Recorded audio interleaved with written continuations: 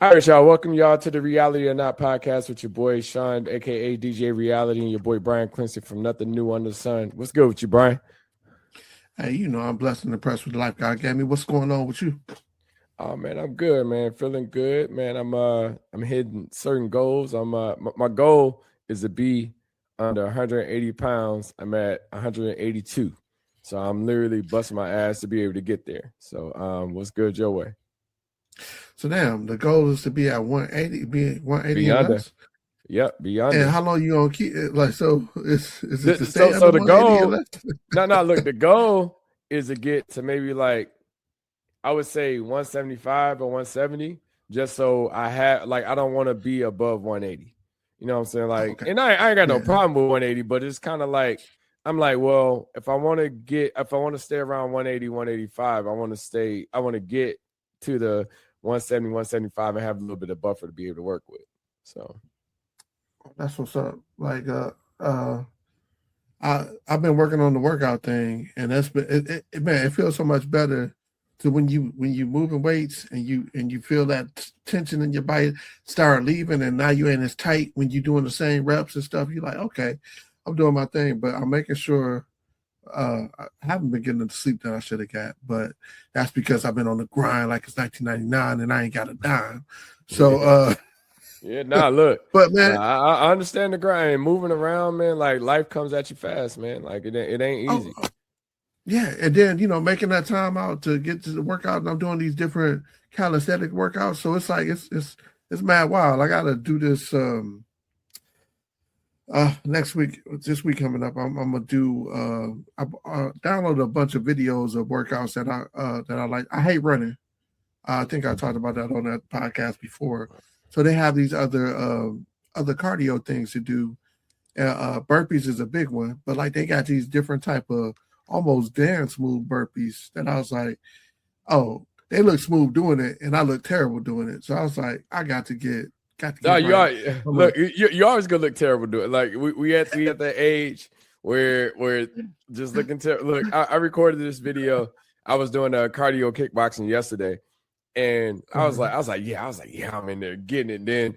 Then I looked at the video I pieced together because I always I record each workout. I pieced the video together. I was like, damn, I don't look as good as I thought I looked while I was doing it. But I mean, it just is what it is. I mean, age comes at you fast, man. Like like this is just more of a so. This dog, is more... record yourself hooping, nigga. It ain't no, I did. I will. It'd be people at the court doing it, right? And so that's one of my main focus on why I'm doing this, because I was like, yo, the footwork is not as great as it used to be. So I got to get my footwork in order. So I did start running a little bit, which I was planning on doing this morning. Mm-hmm. But I got out of bed and got straight to it. Mm-hmm. But man, life has been like I got when I say these videos, these cats is doing it and they're looking smooth. They're like, oh, smooth. Bro. Now I'm doing it. We're outside of that cat. Like we are not in that group no more. I'm telling you, my stuff is wiki. No, some of these cats is older than me, so it's just like no, but they older, but they're in a different category. What we are, and I say that I see this video, and it's funny, like the algorithms, how that should be working. It'd be like, oh, well, this is my dad starting 30 days ago, and then it'll show him like it'll morph into what he morphed to into 30 days or 60 days or whatever, and I'm like, that ain't it. I'm not like I'll push to get to that level, but I'm not going to be that, but that's the thing though. A lot of people get lost in like, well, they want to be, and there's nothing wrong with that. I mean, because it's something to attain, but a lot of people get lost in like, I gotta have a six-pack, I gotta have da-da-da. I was like, no, like focus on health. Like, I just want to be healthy, you know what I'm saying? And if a six-pack comes along with that, that's fine.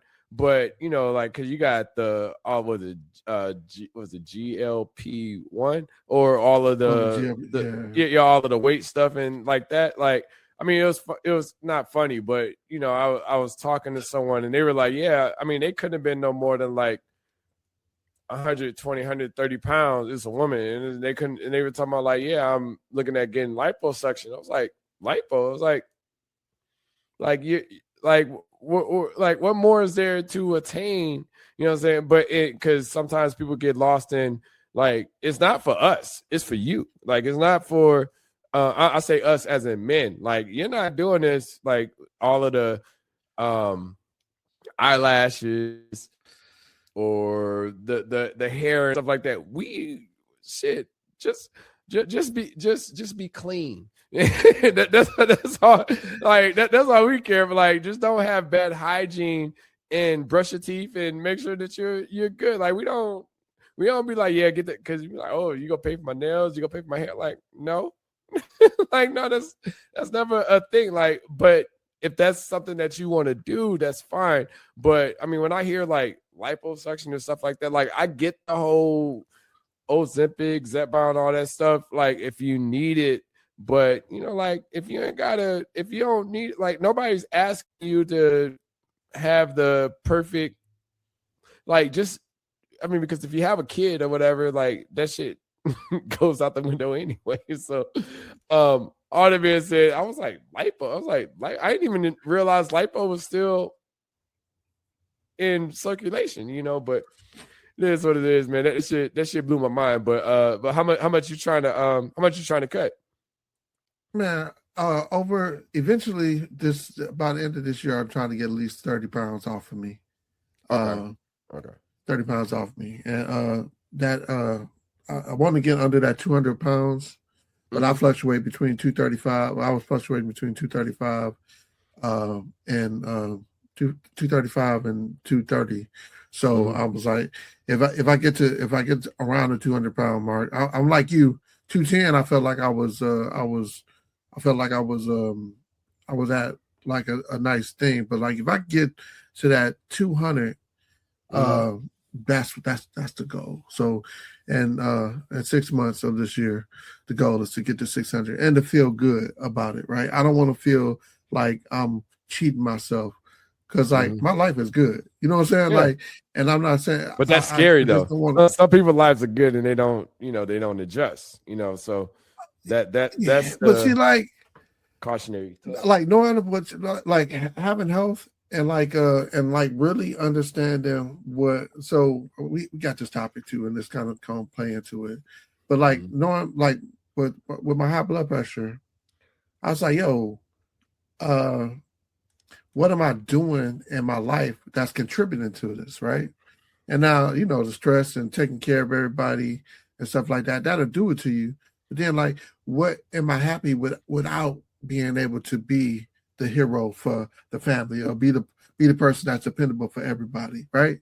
And then I thought about it, and I was like, dang, would I be happy if I just moved to like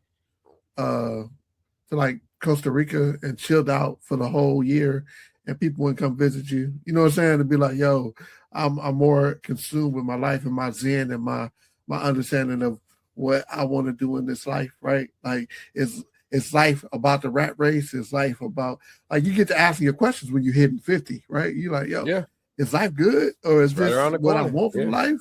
Yeah. You like, you did something for 20 years, and you like 20, 25, 30 years.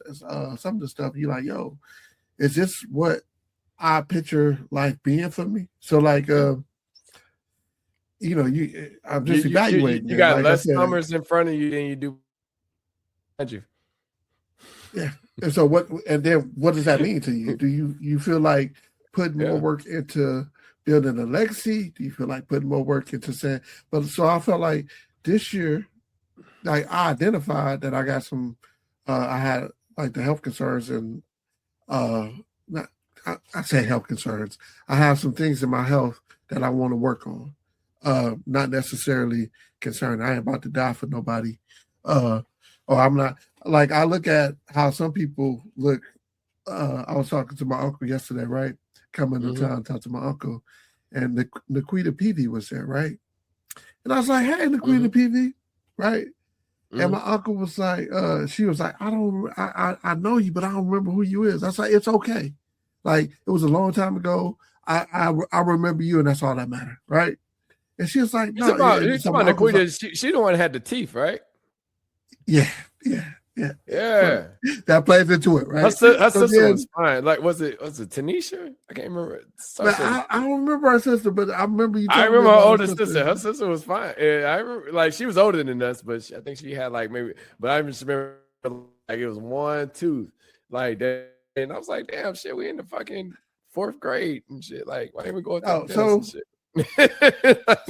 So my uncle, he just said, it's Brian Clancy. She's like, yeah, Brian Clancy. It's like, oh, she was like, and she gave me a hug and stuff and whatnot, right? No, that's dope. No, Nikita was cool, man. Like, I mean, she been cool. She been cool. No, she was cool. People. She had some environmental factors that messed up her teeth, and and she never smiled because of it. And so that's kind of what, you know. And she kind of stayed off to her side because people would talk about her on that tip, but she had never. Kids are assholes, bro.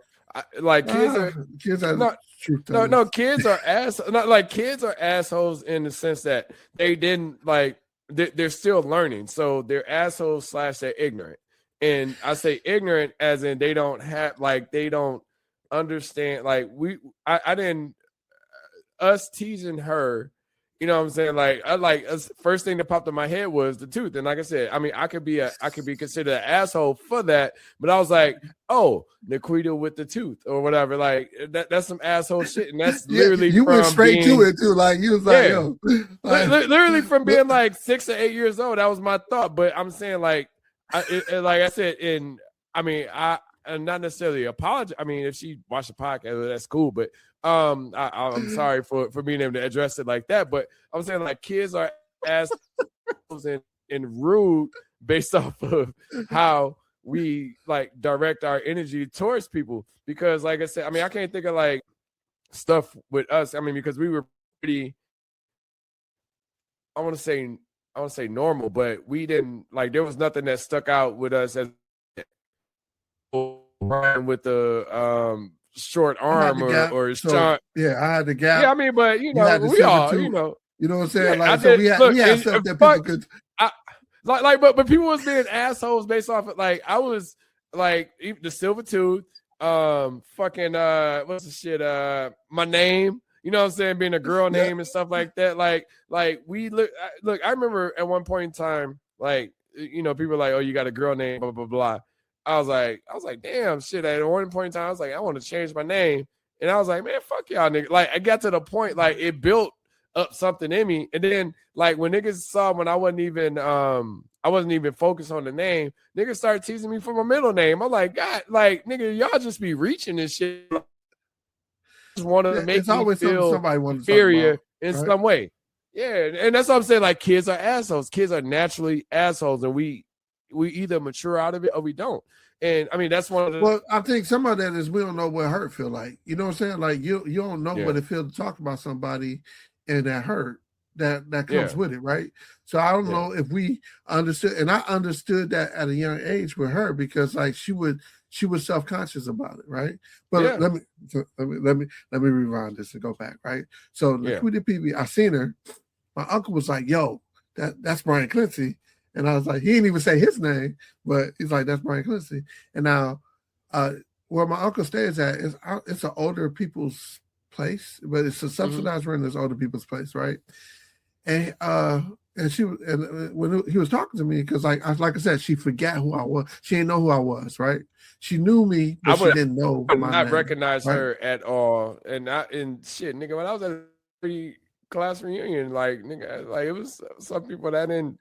I was like, oh, yeah, and that's cool. Yeah. That's cool. You know what I'm saying? And like, I don't want nobody to feel bad about not knowing who I am. So I'm cool with that. And I'm not. I didn't even want to tell her my name, but my uncle was like, yo, that's Brian Clancy. She's like, well, it's been a long time or whatever, right? Now, fast forward. So my uncle's like, people, we older now, and we he talks real soft, right? He said we older now. People be forgetting. I said, she my age. We went to school together. He was like, what? She looks so much older. It's like, we age different, bro. Like, like people like, oh, you still kind of look the same. That I was like, okay, but I mean, not to say that you don't. You know what I'm saying? Like, I mean, when I see you, like Brian, you know, I'm like, you look the same. Like, it's not too much, you know, different between, you know, 18. I mean, maybe, you know, like we all, you know, age with weight, stuff like that, you know, but outside of that, like you still look the same. Like it's not like I would, you know, see you. I mean, we family, but it's not like I would see you and I would not like we admirers or something like that. I'm like, I don't need that. That look like Brian. Like it's never that. But you know, some other people like. I mean, like I would literally when we were in the at the class reunion, it was some people I'm like, I don't know who that nigga is.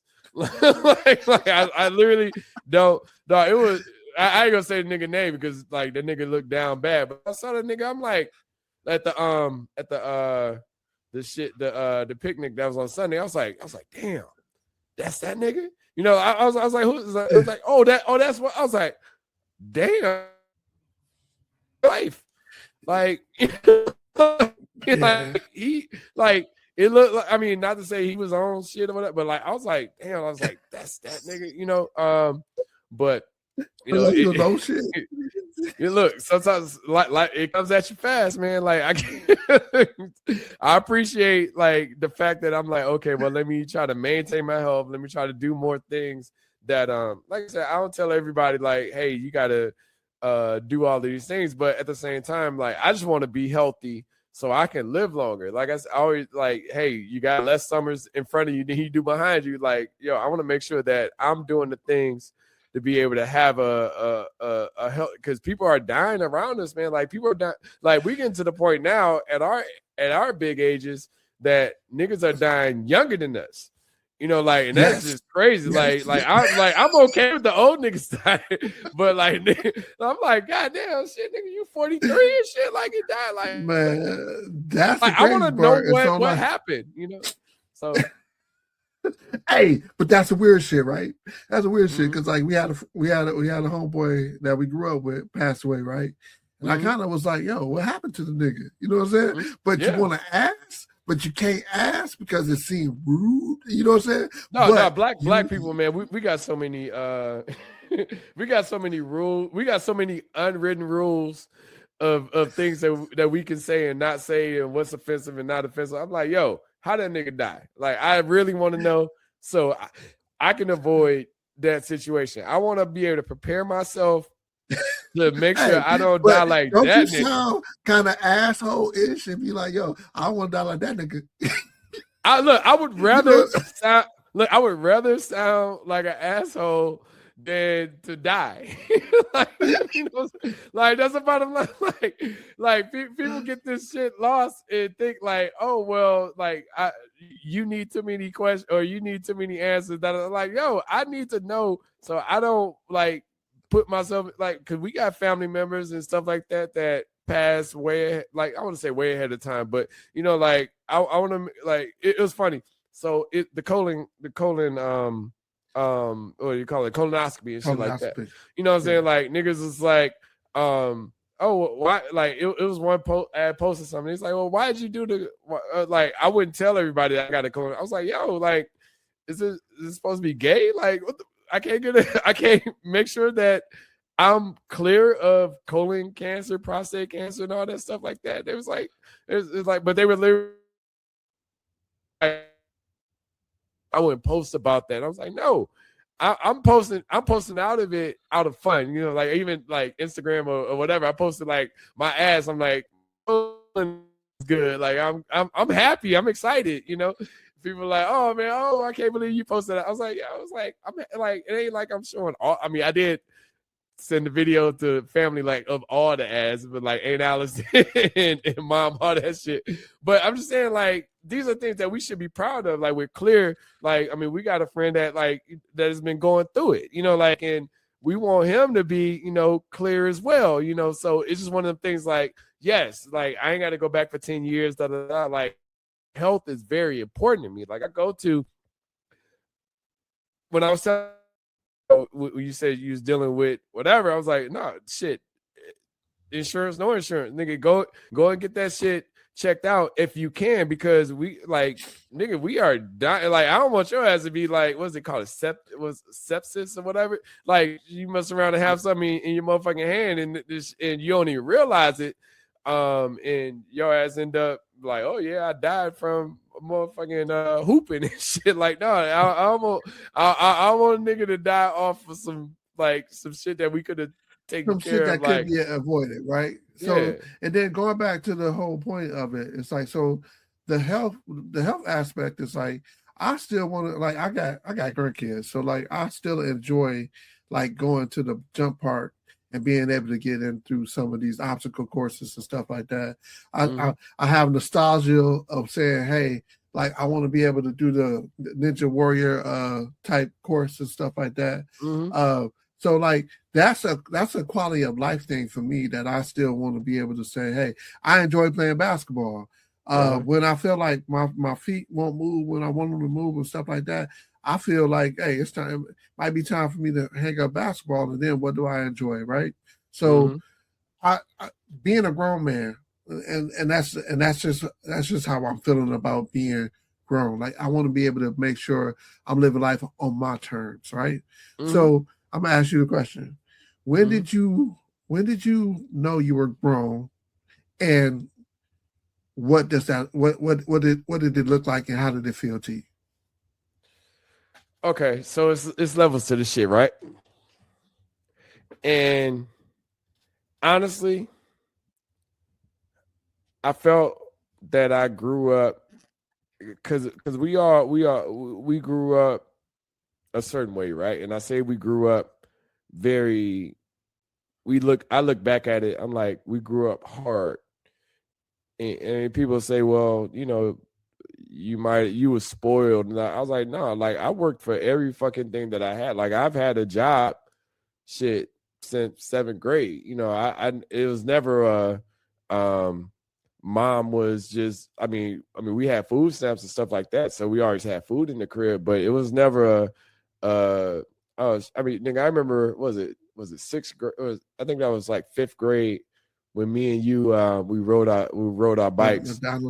Yeah. We was like, yeah, we go get breakfast, motherfucking shit. Like, you know, like cause we had some we were saying we was getting McDonald's for like tell us though, we was getting McDonald's for lunch because our parents No. This was Burger King. We ended up at Burger King. On Apple, but we went to go get our lunch for school. Yeah. Remember? Because and why did we do that? Because our parents wouldn't bring us lunch. Yeah, we didn't. Like, we didn't have somebody was getting McDonald's and stuff for. I think Hicks was getting McDonald's and shit for lunch, and like we didn't have that. Like, yeah, we were so excited. Shift.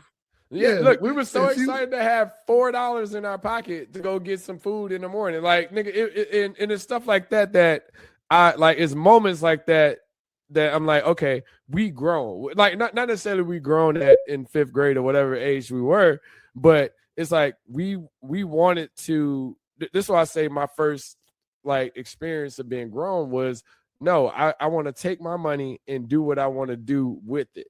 And that's how I consider myself grown. I'm like, oh, well, I want to be able to buy, like, say, if I started DJing. Like, that was one moment that I can specifically say, you know what? This is me choosing a career and not realizing that it was going to be a career, but like, you know what? I'm just going to do that. But to pivot back to, you know, that experience with us going to go grab breakfast in that morning, I was like, yo, because we wanted Skribs, but we couldn't get Skribs because they don't open till 5. You know what I'm saying? That was really the whole, like, we was like, well, we could do that. But all that being said, we were like, that was us being more like taking ownership of who we are as a person. I want to say that's grown. That's being more mature to say, okay, this is what I want to do. And in that moment, that was one of the triggers that I saw myself being a part of, that I considered being like within a grown space, but like directly, like being grown, hell, look, I tell people all that, like when I went to college, my mom gave me $20 and literally was like, figure it out. Like, drop me off at the dorm. I was like, Mom, like, this wasn't like I had a debit. Nigga, I didn't have a bank account. You know, like, nigga, like it was whatever's in my pocket was the money that I had. And I'm saying it like when I got that $20, like it was $20 until Thanksgiving. You know what I'm saying? I didn't have a job. I didn't, you know, I had worked at Imperial Sports before I went to school. So I was looking at I ended up working at Imperial Sports while I was at school, end up there. But all the men said, like, I had $20 and I had to figure out life. You know what I'm saying? That's when the biggest grown moment came. And I remember like being like, because I told my mom, I was like, well, they don't give us food. Like we had the calf food, whatever, all the way through the week. But then on Sundays, they stopped the calf at 2:00. So it was like I had to figure out what I was going to eat after 2 p.m. So I was stealing, like, well, not stealing, but I was taking food from the calf. Hell, nigga, I would go like Yaya Chicken is one of my favorite. Like, it's still like sticks out to me. But cool. Yaya Chicken is one of my favorite places. But I would go to Yaya's on the when they about to throw out the food, and I would buy like what they was about to throw out for the day. I would buy it for like $5 because they couldn't reuse it for the next day. I literally had to figure out ways to be able to make it work. So it like I would say probably I was like in college, like at 18, that's when I had to necessarily grow up. But then, there was bills that came around with renting the house or renting the apartment and stuff like that I felt more so grown as well. What about you? Oh man, like I also feel like I've been grown for a long time. I feel like I was grown, and I would say in junior and middle school because I used to take care of me. And when I say take care of me, like I bought, like one of the things that my mom taught me is whatever I can do to help myself would help her, right? So I was buying my own food. I was buying my own clothes. Like when I got my first like summer job, like where I got a check and it wasn't hustling, slinging newspapers. You know what I'm saying? Because I ain't really getting no money off of that shit. Nah, but, nigga, nobody. Look. I remember I took my last check off of my paper route, and I went like I was like, man, fuck y'all niggas. Like I ordered taking mine off top. Look, nigga, I literally 1-800-826-2205, motherfucking East Bay. Nigga, I ordered me my K-Swiss Gustas, and that was like my first shit ever. Like, I literally was like, fuck y'all niggas. Y'all ain't paying a young nigga. Like, I'm in the fucking 7th grade trying to get bread off, like trying to sling these newspapers. And y'all niggas ain't paying me on a regular basis. I'm like, yo, like, I'm delivering your newspapers. And I want to bring that back because I did your paper route a few weeks when you was out of town or whatever, right? It was snowing. It was like I had a sled. You had 2 routes, nigga. Like I remember, I was like, I had to get I had my sled walking through this stuff because I was like, yo, you get to the whatchamacallit, and people like their papers, whatever the way they like their papers. So like you have to fold them up or whatever. And but I remember, and people don't know what that is. That's getting up every day of the week. Like on the weekends, you had to get up early, especially Saturday's papers. Saturdays had to be there. Like I had to start the route at 6:00 in the morning. Like that shit was terrible. Yeah. And so, but I love it because of what it built in me. Like now I'm like, oh, let's record this paper. Let's record this podcast at 6:00 in the morning. 7:00 in the morning. Yeah, because stuff that got to get done has to get done. So like, so I can say that's when I felt like I was grown. When I know I was really grown was when people started depending on me, started calling me, like grown people started calling me, asking me what I felt like and what I could, like if I could help them and stuff. And I was like, yo, you twice my age and you calling me. Like actually taking care of my dad one time when he was on some nonsense. And I was like, dude, you ain't ate. You ain't like your house in shambles. What's up? You know what I'm saying? Like when I was like, yo, if I like he was standing over there on Isabella, and I roll over there and I'm like, dog, what's going on? Like you this ain't how we live. You know what I'm saying? Yeah. Like, and that's when I was like, dang, I'm the parent. You know what I'm saying? Like, I got to get these cats in shape. And I told on this podcast before, like my mom is 15 years older than me. So there's some strengths that I had that she didn't have. Like I was really good in math. I'm still really good in math. I said really, I was, but I could do stuff in my head really good. And so being able to help her with her finances, being able to say, hey, look, Mom, this is an investment. This is just you spending money. And like, and I'm doing this in high school. I ran multiple businesses in high school. Like I said, DJing was the one, cutting hair was the other. You know, and like putting, you can say, when I was putting stereos in people's cars, like that was a hustle, whatever. But that's when I felt like I was grown. But then, like, listening to Tupac, he said, real niggas do what they can do, real niggas do what they want to do, bitch niggas do what they can do. And I was like, that's what it means to be an adult.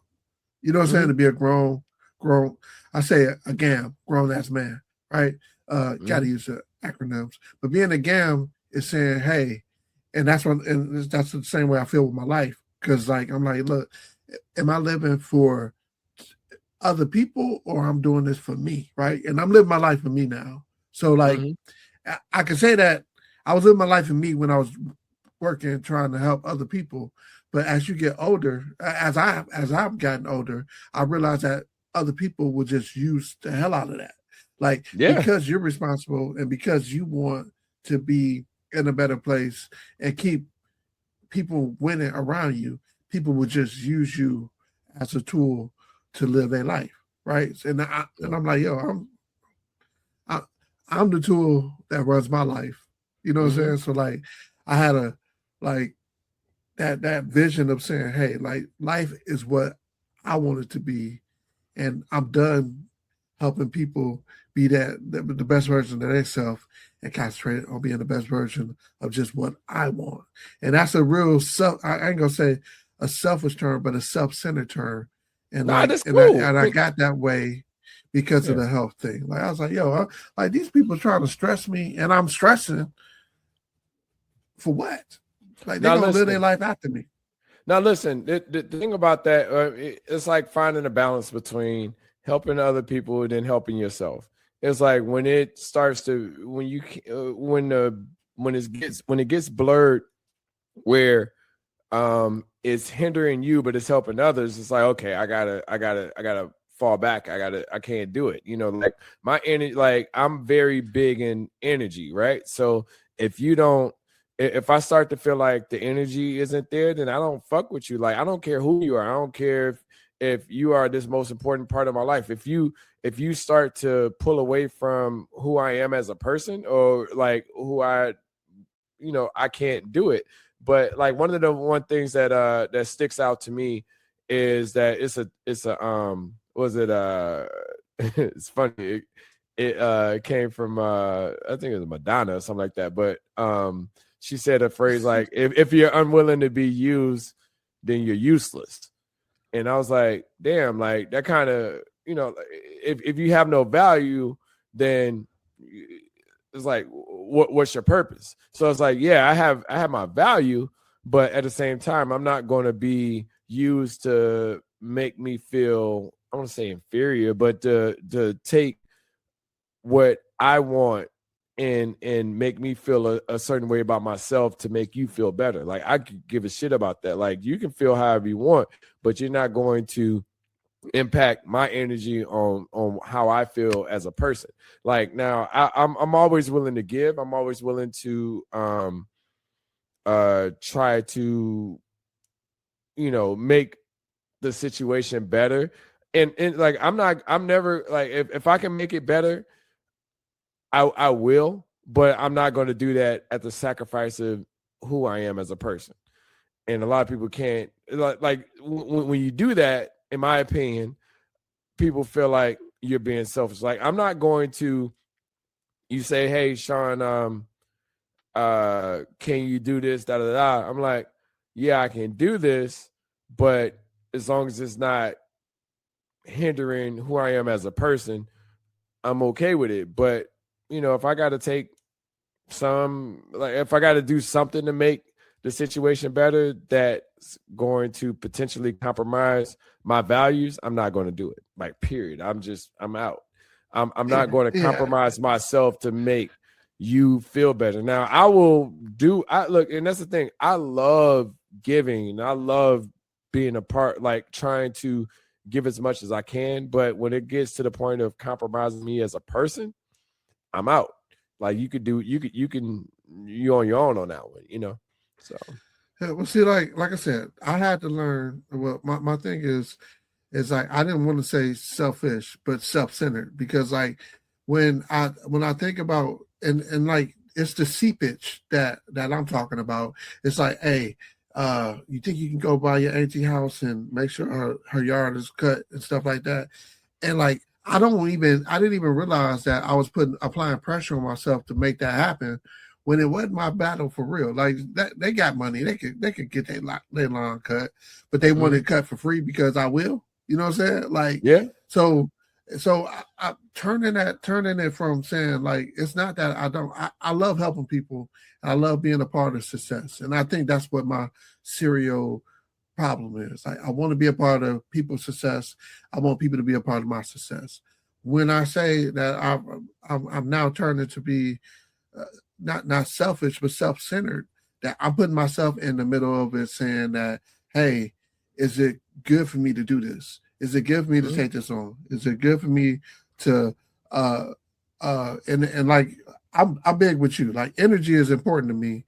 And like, now my energy is like, is it worth it? Do I care? Like, now I ask the questions like, what's the end result? You know what I'm saying? Yeah. And that's what I wanted to. And the other topic that we had was how do you discover deal with noise in your life, and how you deal with it, right? So I want to ask you, because you was kind of telling it without giving us a real formal answer.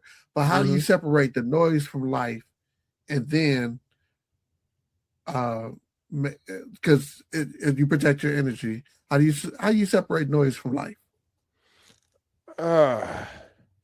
Woo, that's a lot to unpack. And I say that as in, this goes to being, to the original, or like one of the original topics of being grown. And it's just really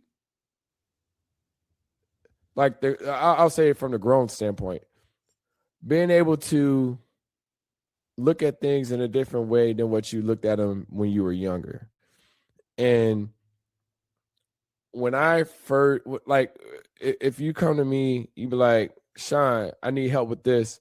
My first thought is, okay, let's figure it out. Let's get it. Let's get it resolved. Now, when I look at it, I'm like, okay, let's assess this. Let's figure out what's the best solution to being able to move forward. Should we go this way? Should we go this way? And this is the grown part of me figuring out how to to answer your question, to cancel the noise.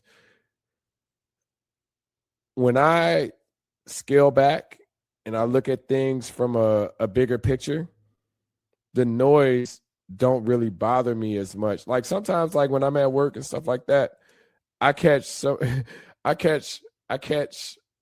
quote unquote noise, but I pull back and be like, oh, I don't care. Like, okay, so describe what the noise. No, hear me out. No, hear me out. So I'm saying, like, I don't care as in, I am not going to let the noise affect me as much. So when I look at it in a different lens, that now it makes it easier for me to resolve or me to be able to get that solution across. And I'm saying it as in, like, I'll get something and somebody be like, oh, well, we think it should be done this way. And I'm like, well, these are the ways that I think that it makes sense to be done. And they were like, well, let's just go, let's go. I think it should be this way. I'm like, back in the day, I'd be like, but no, blah, blah, blah, blah. Like, it should be. Now I'm just like, okay, let's do it your way. Because I had a manager, and this manager just left he left last Friday. Like, and he was like, you know, when you're talking to this other person or the manager, blah, blah, blah, he was like, let them do it their way, because when they do it their way, and this is not like specifically just within work in general, like, let them do it their way. And if it fails, then it's on them. But now if you got your solution over here, and if it fails your way, then now it's on you. You know what I'm saying? So let them cook. If they keep bucking and saying, well, you can't do it, I want to do it this way. I'm like, okay, cool. Let's not do it my way. Let's do it the way that you're saying. So then now it's on them. And I'm saying that, like, with the noise, sometimes with the noise, it's like you have so many things that's going on in your life. You just literally got to be able to pinpoint, like, what matters to you. And when you can't do that, then you're just gonna, like, I had, you know, it's crazy. I had a friend. It's so sad, but I had a friend that, I mean, they're still, but they you know, they were struggling, trying to figure out, like, you know, how they're going to deal with their child and stuff like that. And, you know, and they finally got the opportunity, like, they got the job, and granted, they got the job at Spirit. They got like Spirit Airlines, and they were in training. It was like, yes, I'm finally, you know, getting it together, putting it. And then literally that Friday night, Saturday morning, you know what I'm saying? It was like, I think they said they sent the email like 3 a.m. or something like that, that they were shutting down as a whole. Operations. Like literally, you know, it always reminds me of Antoine Fisher, man. Like that movie really touched me. Like I remember watching that. I was like, damn, like, I got it hard. But that nigga got it hard. I remember that nigga was like, the bells keep ringing in my head. I was like, God damn, like it was like shit when he lost his friend and shit. I was like, damn, I was like, I've had some tough situations, but that nigga done went through the ringer. But it's one of them things. It's like, I was like, damn, like, you just got to figure out what matters to you the most, rather than focusing on the noise that's out there. Because if you try to focus on everything, then you'll never get to where you want to get. Like, you'll literally be trying to solve. Like, I remember, you know, not working and stuff like that. I'm like, damn, how I'm paying my mortgage, this bill, I was like, you know what? Fuck it. Shit. Like, I mean, not that I gave up or anything like that. I was like, that bill ain't gonna get paid. That bill ain't gonna get paid. And like I said, not that it was the right way or the wrong way to do it, but shit, I mean, some of the shit got resolved, some of it didn't. I'm like, fuck. So I was like, okay, here's a settlement over here, like that. And, I mean, I'm talking about like because the financial thing is always a thing. I mean, it's like it's the first thing that sticks out to you, because I mean, me and you, we're accountable. Like I never heard like Brian have a hard time paying a bill or anything like that, you know, or Sean have it. Like, we literally, like, we pay what we owe. It's like almost like the Lannisters. Like I literally believe in, like, no debt stays out there. Like, if I owe you, I got you. Like, you ain't got to worry. It might be for 6 months, but I let you know I got you. You know what I'm saying? But it's one of the things, like, you can only do what you owe and sign up for what you pay for. Yeah. Look, you can only do what you can. Go ahead. But no, so like the other part of that question is like, I don't know if people understand what noise means to people. Like you, and that was a great point where you was like, yo, I took it to work. And like these people at work be trying to come with this dumb shit. And I'll be like, yo, I'm not getting on that dumb shit elevator. You know what I'm saying? Like, so noise in my life, I'll be feeling like, again, understanding the noise, understanding, identifying that as noise, right? So, like you said, somebody come up to you and say, hey, Brian, like, I really need a job. I've been trying to do this and that and that. And instead of like, I'm at a different point with people now. Like, instead of being like, okay, let's figure this out, I'm just like, what you do? Like I really want to know. I really want to gauge what they've done before they even came to talk to me. You know what I'm saying? So I can assess their effort. And that ain't it. Go back. You know what I'm saying? Like it's other stuff that you can try before you come holler at me. Like at first I'd be like, look, let me step you through this, young blood. I was trying to solve their problem without understanding like what they did as far as the effort. So I'm right along with you. So yeah, because it's like, hey, people will get you, and they know that you're a doer. And like even at work, when they know that you're a doer, that they'll be like, hey, I'm gonna ride this dude out. Like I had a supervisor. Supervisor. I had a supervisor. This nigga took credit for everything. Like everything. He was like, yeah, I told the boss I did it. I told the boss we did it. I told the boss I did it. And I was like, but I did it. I'm the one who figured it out. I'm the one who said, he was like, I hired you. You know what I'm saying? I was like, okay, right? But like we did like almost like what you said. So we put up this new mail server, and instead of me saying, hey, I suggest we do this, bop, bop, bop, bop, bop, I was like, hey, what you want me to do, right? I gave him the opportunity to manage me, right? Yeah. I said, hey, what you want us to do? What you want me to do? He's like, hey, just turn it on, open up this port, and then we'll see if we can get it to communicate with the other server, right? So I just do that. I'm good. But to me, I would have did it differently. I would have took the one mail server down and load balanced both of them before I put them in. But not my call. It's him, right? Yep. So then mail down 2 days. And like, yo, what's going on? We just bought you this mail server, and you said that it was gonna be better, but we ain't getting mail. At the time, BlackBerry used to have their own RIM mail thing, right? So we had to install the BlackBerry, and so he was like, Brian. So I get invited to the meeting. He was like, can you give an understanding? I said, well, right now we got 2 mail servers basically battling for who get the mail first. And we don't have any priority between the two. So we're going to have to set up our, like, I think we're going to have to, I think that's what's really stopping the mail from coming through, right? And then so he said, hey, I want to say his name, but he might listen to the podcast. He was like, why have we did what Brian said? And he was like, well, Brian didn't tell me that.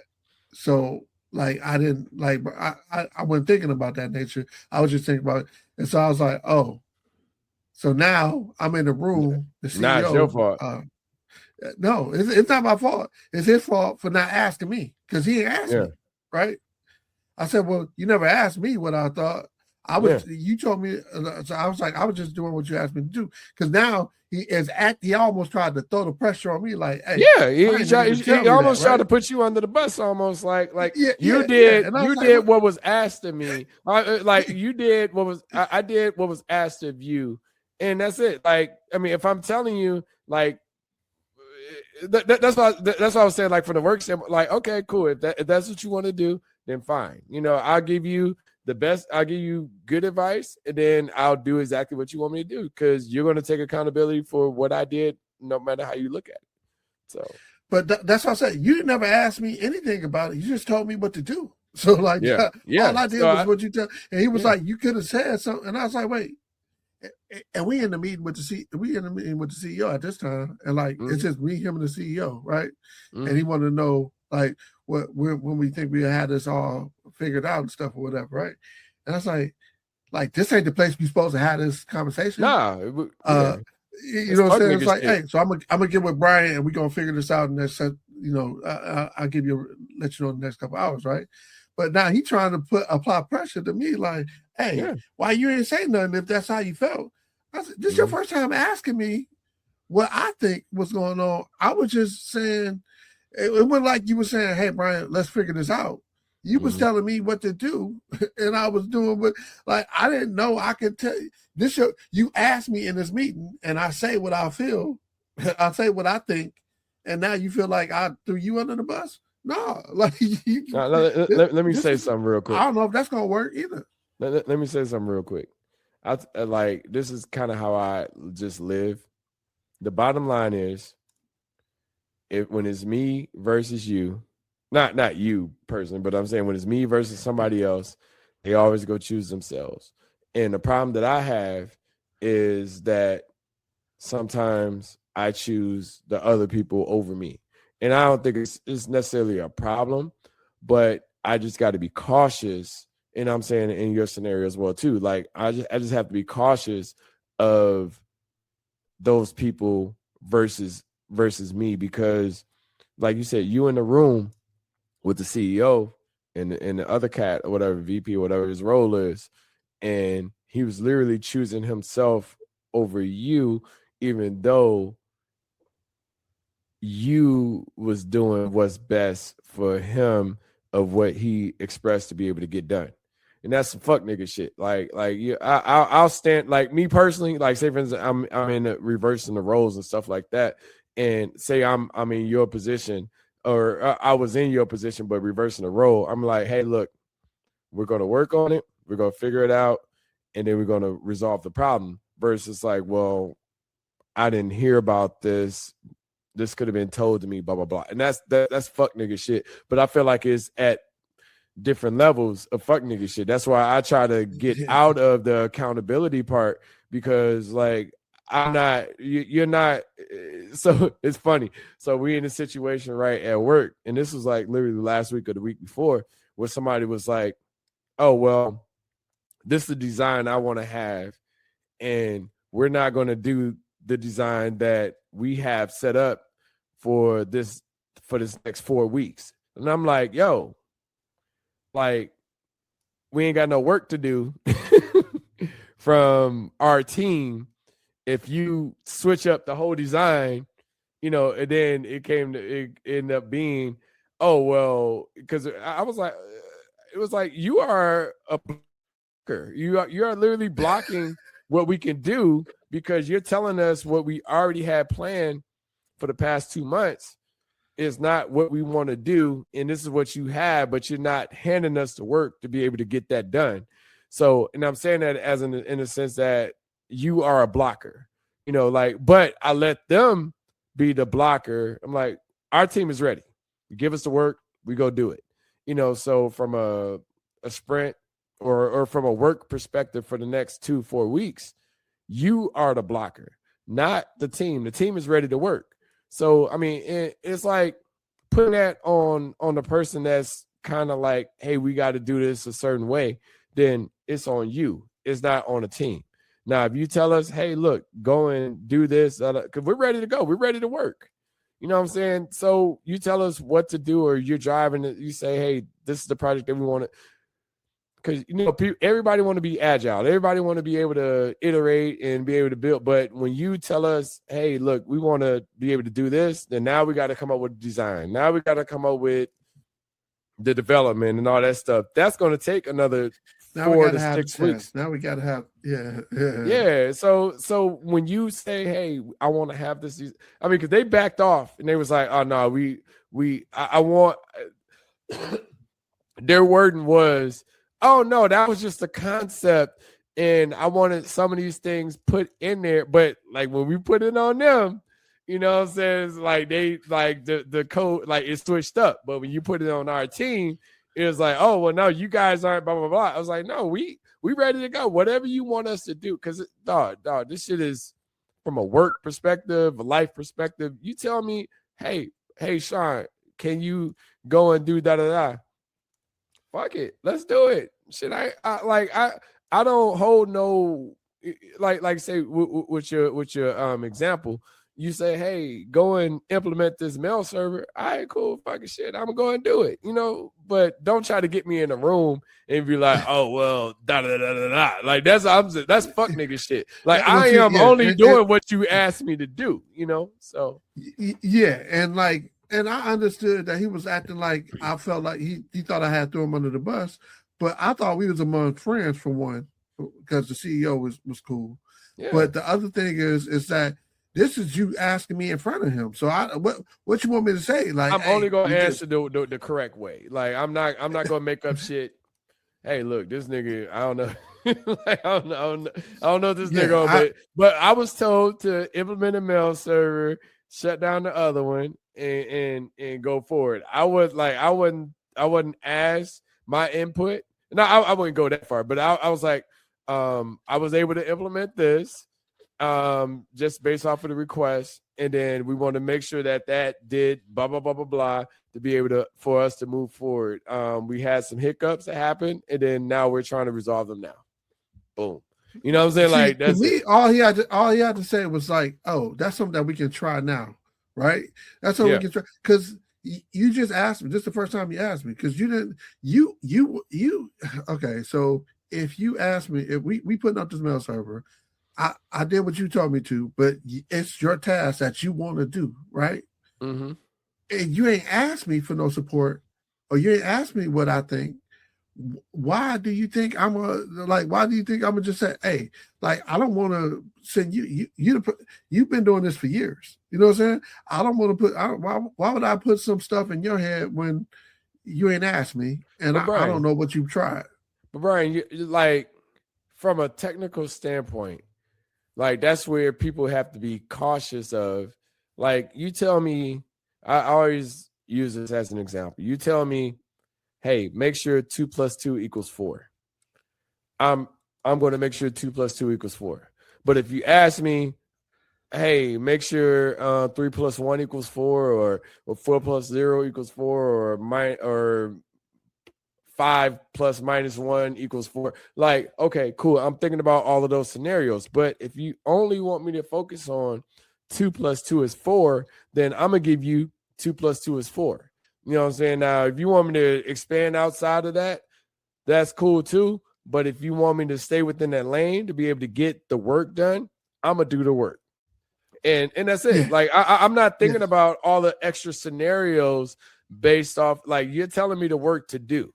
I'm going to do the work based off of what you asked, because that's it. Like, that's my job. My job isn't to think of all of the scenarios based off. Now, if I can come up with a concept that makes my work easier, you say, hey, if we do it like this, then this will make it a little bit better. Then yeah, I can offer that advice, but I can't offer advice based off of your direct expectations of what you want to have implemented. Like, no, we don't do that. If you just tell me, hey, Brian, I'm struggling doing this, what you think I could do? Or like, what do you think? Like, if we in a room together and you saying, hey, this ain't working, like, do you know anything that and you tell me what you've done? I don't even know what you did. You know what I'm saying? Yeah. I just did what you asked me to do, and not anything extra, because I don't want to be the cause of it not working, right? This ain't something I did before, but I digress. I still trying to figure out, like, the noise, and identifying the noise to me is more important than even knowing how to cancel it. Because, like, noise can creep in. It's like scope creep, right? In life, noise can be like, hey, I need help cleaning out my mom's basement. And you be like, okay, what am I walking into? You know what I'm saying? Like it's some things that you be like, yo, like, oh, hey, Evelyn called me. Where my stuff at? That's noise. You know what I'm saying? Yeah. Like, I came to help.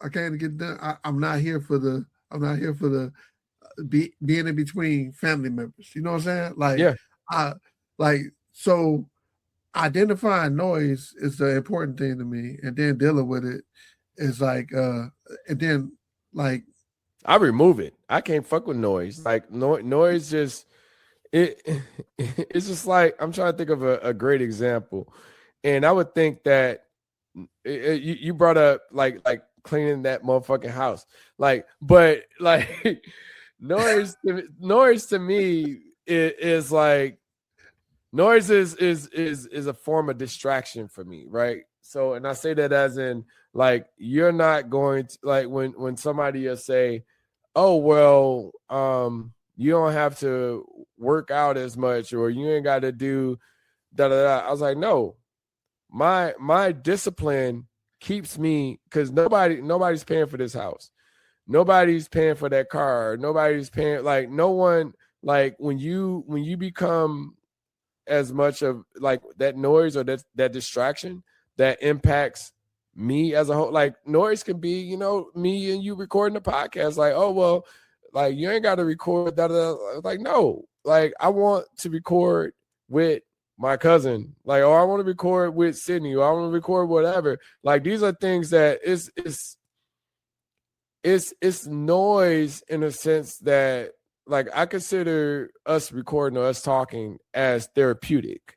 You know what I'm saying? So when you become a noise to the things that makes my life easier, then I have to remove it, you know, and it could be harsh or it can be subtle. It just depends on how you take it. Like nah, it depends on, yeah.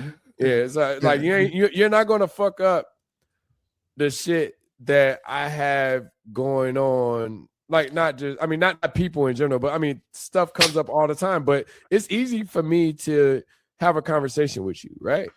But you know, like I mean, this is kind of a terrible example, but you know, as noise. But no, I'm saying like my dog is like in the room next door, right?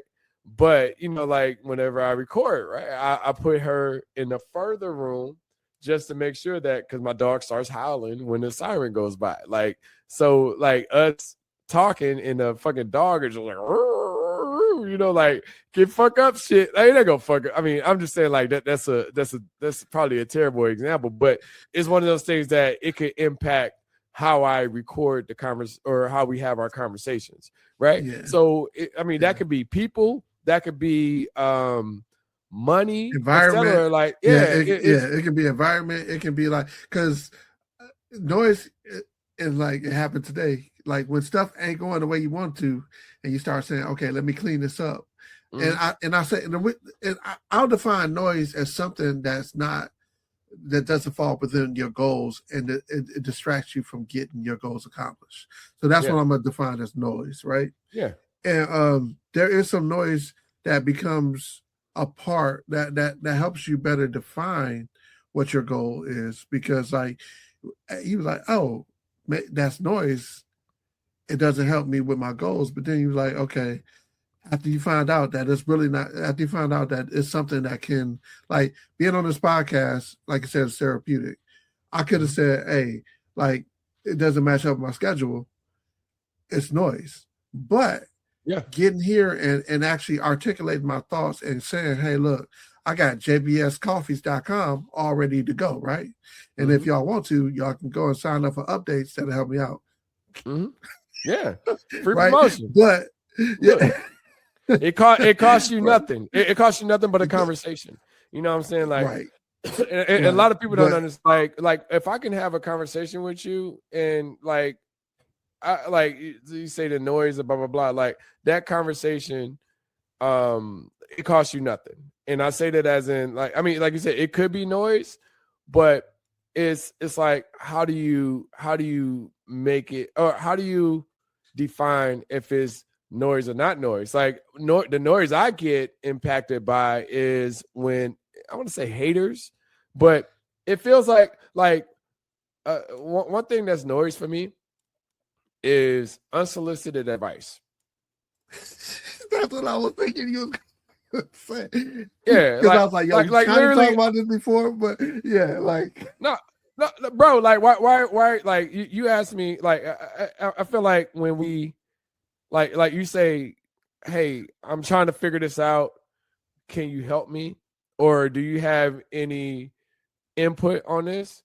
Then, and don't get me wrong, like, I'm okay with unsolicited advice. I'm not okay with you getting offended by me not taking your advice. That's the problem that I have. Like, when people tell you, oh, you should do that, I was like, listen, most of the time when I bring up stuff to people, I've already, like, maybe I'm just a different kind of animal, and I'm not trying to pat myself on the back on that, but I tend to overthink how to resolve something, right? And so I say overthink as in I'm thinking of all scenarios, and I may mention it in passing, but like it's almost like, say for instance, I'm looking for a job, right? I don't need somebody to say, check out LinkedIn. You know what I'm saying? Or maybe you should check out LinkedIn, and maybe like that shit like bothers the fuck out of me. I'm like, yo, like, all right, Captain Obvious. Like, I mean, like, and I go automatically into asshole mode. Like, and it's not like I intentionally do it, but it's like, bro, like, why are you offering me advice that I'm already? And it's not like I'm telling you that I'm looking, like for like to continue my career. So when you go into the, oh well, maybe you should check out LinkedIn. I know that a lot of people have success. I was like, yeah, nigga, I know. I put it like this. I wouldn't offer that advice to somebody unless I feel like they're, I want to say inadequate, but like say for instance, like you say, hey, look, I'm looking for a job. I'm like, well, I'll be like, let me check out some stuff. My guy might be having some. Let me. Here's a link. I wouldn't tell you the most ambiguous way to be able to look for a job. Nigga, I know, like, we got Career Builder. We niggas ain't really using it like that anymore, but you got Monster and all these shits or whatever. But like, don't tell me, don't tell me to go to these platforms or whatever unless like you feel like I'm not doing it. I was like, I'm doing the things that make sense. So back to unsolicited advice, it's like, yo, I don't like, okay, cool, but don't get offended that I feel like a lot of people get offended when I already have a way of thinking of the way, and my career has been cool. You know what I'm saying? I never said, hey, I need da da da. Like I'm out here struggling da da da da. Like I struggle. I mean, it may not be a good thing, but like I struggle within myself to be able to figure those things out. Where like I don't need the advice to figure out my career or how I'm gonna do this. Da da da da. Like I'm trying to, like, when I'm around other people, I'm trying to capture energy from them, and if they're not an energetic, if they don't have that coming off them, then I really don't fuck with them, because they just you're not like I get on, like I tell you, I mean, I don't want to harp on this, but I get on my mom, like I can't, like my mom be negative she's been way better at this like recently, but she would be negative every time I talk to her. I'm like, okay, well, I can't keep that energy, that negative energy around me on a regular basis, because then I'm out here like treating people the wrong way based off of the energy that I'm getting from somebody that I communicate. Like I talk to my mom like damn near every day. You know what I'm saying? So and if it's not every day, I call, like, I just touch base with, like, I had to, like, now it's every other day just because of the negative part. But I used to, like, it was every day that I would talk to her. And even if it's just like kind of a short 2-minute talk, like I would literally call her just to be like, hey, what's up? What's good? Like, everything cool? Blah, blah, blah. Okay, cool. All right. Well, you got some food stamps through. Cool. All right. Well, do what you got, like it keep moving. You know what I'm saying? But,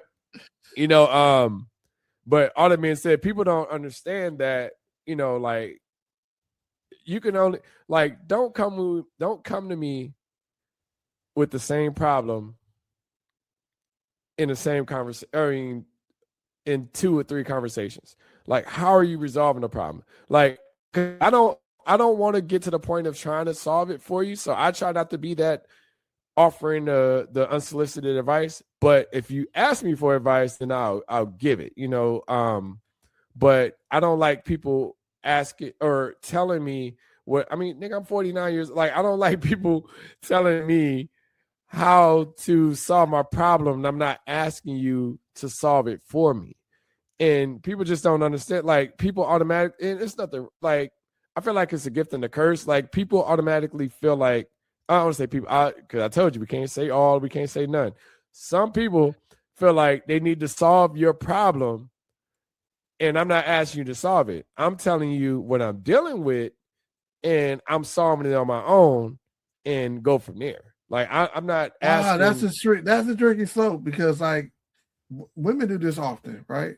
They tell you their problem and just be like, I just wanted you to listen. I'm terrible at that. I'm an engineer. I am a troubleshooter. Like, if you have a problem and you trying to tell me, I'm trying to solve it, because I figure two heads is better than one. You know what I'm saying? But and if you just don't complain about a problem and not fix it, I want to hear about it. Okay, so yes and no. and I say that as in, sometimes you just got to be willing to listen and not offer the solution. But at the same time, I don't want to hear about your problem and you ain't trying to fix it. Know your audience. I say to that, know your audience. Because if you know somebody is a fixer, somebody wants to help you, and somebody wants to support you, and you telling them about your problem, it's just like people be like, hey, well, I ain't asked you to do that. I ain't asked you, like, you tell me you hungry, and I didn't mess around and bought you some groceries and had them sent to your house, and then you mad, and I say, I hooked you up. I bought you some groceries when you was hungry. Oh, you bringing that up? Hey, wait. Listen. You know what I'm saying? Like, look at it like this, right? Like, the energy, it's weird, right? Because, like I said, you want to be able to help people, right? But sometimes people only, it's tricky. Like, they want your help, or they want you to listen. They kind of want your help, but everybody, you can't help everybody. And I say that as in, like I was telling you, like, even from mentoring standpoint, right? Some people are comfortable where they are. They don't want to, they're not ready for what they have the potential to be. And it's tricky because like look at us, right?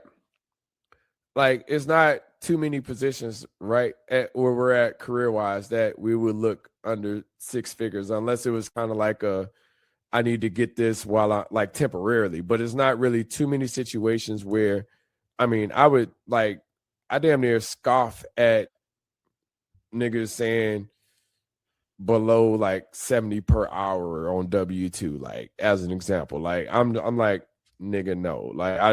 But when you're in scenarios where you have to take it, I get it. But like, I'm like, nigga, like, what are you talking about? But for somebody to hear 70 per hour, or hell, if some people can hear 40 or 50 per hour and they're like, that's the best opportunity ever, but they may not even be ready for it. And that's just like, kind of like, because they're used to 15 to 20 per hour. Like, they're not even, like, I was ready to punch our little cousin the other day because I was talking to her, and I'm like, hey, look. China? I wasn't gonna say her name, but yes. Oh. No, because look, you're telling me about that. No. I mean, so we talking about my cousin China, little cousin China. I love her to death. It's like, she's probably one of my favorite cousins, just because she's so innocent, and like it's like the same with L too, right? And she's trying. I think that she's innocent, and she has some success. You know what I'm saying? She has success. I see her successes. You know what I'm saying? So it's not just, to me, and like I don't talk to China often. I just see her, post stuff on. I see her working through stuff and actually going through it. You know what I'm saying? Like I seen her be a basketball coach. I seen her win some stuff. I seen her developing stuff, and I'm like, oh, okay, she's actually doing stuff, not just talking about it. I don't know what happened. Looked like it disconnected for a second. What were you saying about no, China? I said China's actively doing something, right? She's actively getting I see her as not just like sitting around and waiting for life to happen to her. I see her as being like, I see her coaching. I see her developing plans and actually like doing stuff. So that the one thing that I would say about China is like, she's not one of the cousins that I'd be like, oh. Oh no, China's a grinder. No, China busts her ass. Like I'll say this. The thing that like upset me, and like I said, I got to scale back. And this is a direct example of scaling back of somebody being ready or not ready for a situation, right? So I'll go give a whole details of the situation. Like it was a fellowship that was, and I didn't think about it. I need to send it to L too, but it was a fellowship that was being offered. It's a year fellowship, and within that fellowship, it pays you $87,000 a year. Like I said, I'm not going to mention her numbers, but it pays you $87,000 a year. It teaches you. It's for a nonprofit, and it teaches you. It gets you involved within AI or what's coming up within the nonprofit space. And I sent it over to her. And I was like, and I actually sent it to Uncle Mark, Erica. I sent it to her as well. And it was zero. I think it said 0 to 2 years experience, blah blah blah. And I'm explaining it to her. Or I'm not explaining it to her, but I sent her all the details, and it was like, well, it was like. I feel like sometimes people operate from a pessimistic side versus and I'm an extreme optimist or whatever. Like I'm just like you can almost attribute it to me being potentially gullible. And I say it like I always look at the positive, and of course there's gonna be negatives in it, and I will evaluate that part, but I'm always trying to focus on the positive of being able to get something out of something. So in a sense, I'm like, oh shoot, she makes this amount. This can increase her this amount. Blah blah blah. Is a significant bump into where she's currently at. And then it was kind of like, well, is this real? I'm like, I mean, you can apply for it, and and if it's not real, then you ain't got to do it. You know what I'm saying? Like it ain't like you have to follow. It wasn't a pyramid scheme or anything like that. It wasn't telling you like, oh, you got to put this person on. I remember, what was that shit? I forgot the name. Amway. You talking about Lewis? Lewis? Yeah, that nigga was trying to get us to do Amway and shit. I was like, nigga, like, no, I'm not doing that shit. But all that being said, it was just like, yo, like, if you want to be able to, it was like I got asked so many questions. I was like, yo, this is a job posting. Like nigga, like I don't have the answer. And then it got the questions, like the questions are starting to get like slightly disrespectful. Like it's like, is this your company? I was like, yo, I'm not doing this for me. Like, because the thing is, it's the gift and the curse of being able to try to put people on versus things. Like I'm literally trying to tell you, here's the opportunity. I'm not telling you here's the job or here's what you got to do. You have to apply. You got to do all of the things. And then I was like, because one of the questions, I'm like, it's like, yo, one of the questions or one of the responses was, after fill like these essays out, blah, blah, blah. I was like, do that shit in ChatGPT. Like, what are we doing here? Like, you have to fill out an application, and those are the questions that you're asking me. Like it pays.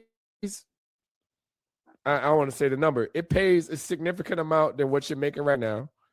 Yeah, but all that being said, I'm like, yo, this is making significantly more than what you're making. Then she was like, well, are they gonna like I don't want to get scammed or blah blah blah. I was like, yo, I was like, you ain't got shit. Yeah, what's the worst they're gonna do? Data mine you? Yeah, and then I said, like when people say, but here's the real cost of the people that be trying to, like, again, you're solving a problem that you're trying to solve a problem in her life that she might not have seen, right? yeah. But here's the thing.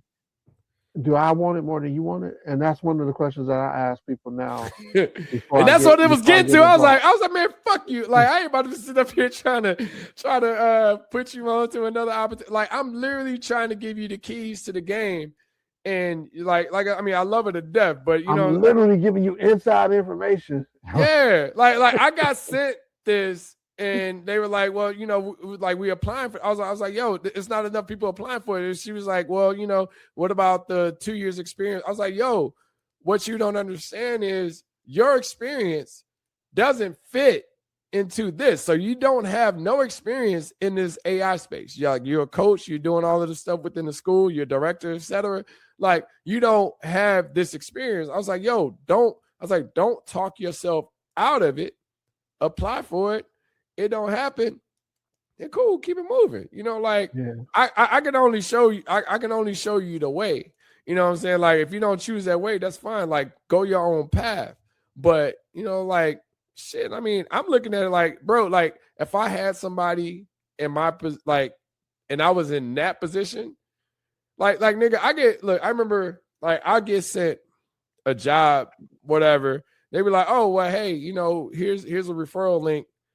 Nigga, like I am applying for that shit within minutes. Like unless I'm in the middle of something and I could like I will like if I got sent that shit at motherfucking 8:00 in the morning, like I'm like, and I don't have anything, like I would be done with that shit by like 8:15, 8:30. Nigga, and this is like this is where look, this is the thing with people, man. And like I'm a like you could be on both sides of the spectrum.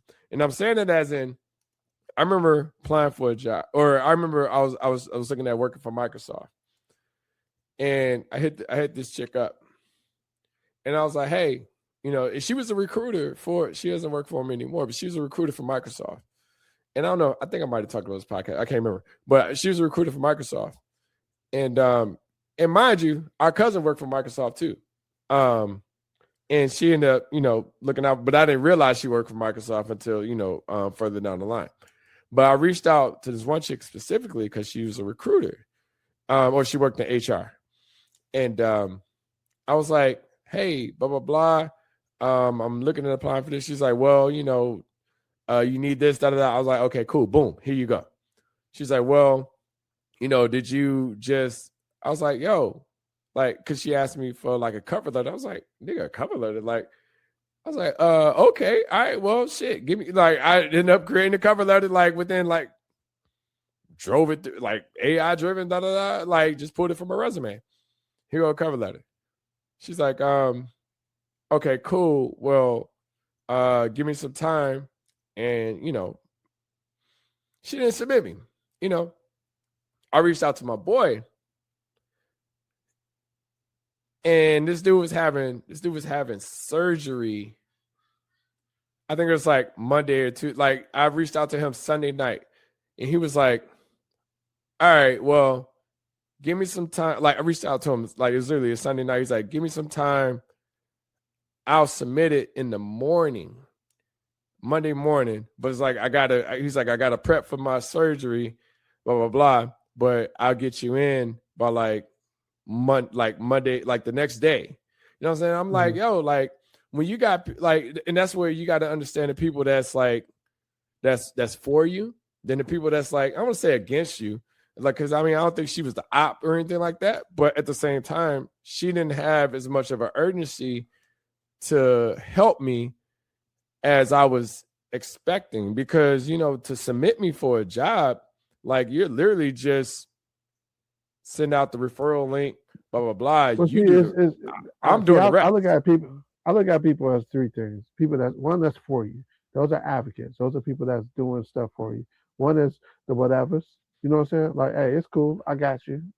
Like, it's more like what? Like, I'm not doing you no favors, but I at least do my jobs. And it's the other ones that's fucking right. Them the people that's like, yo, I am actively not supporting you or what you're going through, right? I feel like she was closer to that, but she was more the second one that you mentioned. But I feel like she was real close to that one. I'm like, yo, like, why, like, did I do something to you? Like, what Corrupt said, did I do something to you? Did I fuck your hoes on your own TV rapping like you knew me and know me? But you know, like it's like, damn, like shit, what I do to you type of shit. But you know, and I push for people all the time. That's the sad part. Like, that's where I kind of struggle with that. It's like, because you're imposing your values on somebody else, and they might not be that person, right? And so, finding somebody else that's like you is like the world working for you, right? Because you'd be like, yo, I get this nigga. This nigga gets me. Like, yeah.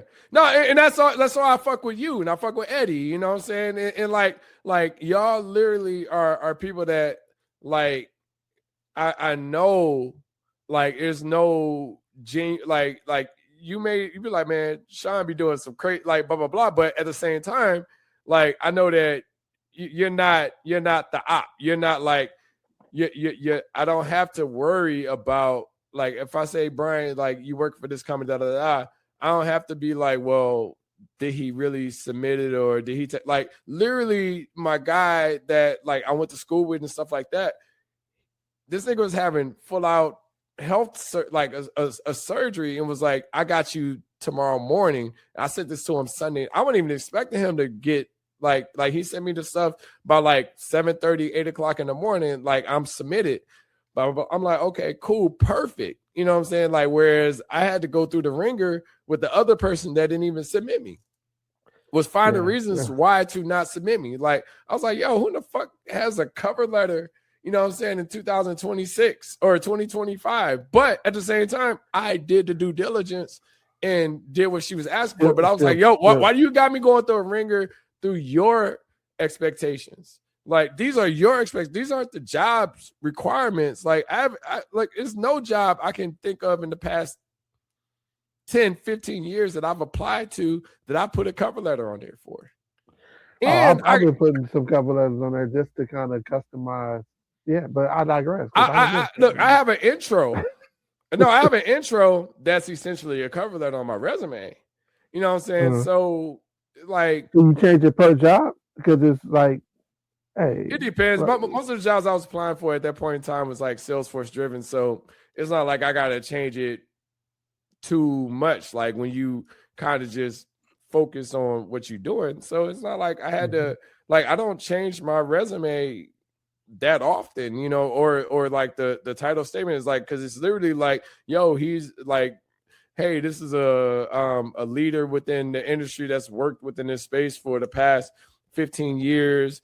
That's been focused on cross-functional teams, implementations, development, etc. So it's not like it's very ambiguous to the point that I don't have to change it that often. You know, like, I may change some of my bullet points on my resume, but it's not like I got to change that part that often, because it's just like, oh, he's a consummate leader, like just running off a bunch of verbiage that motherfuckers like to hear.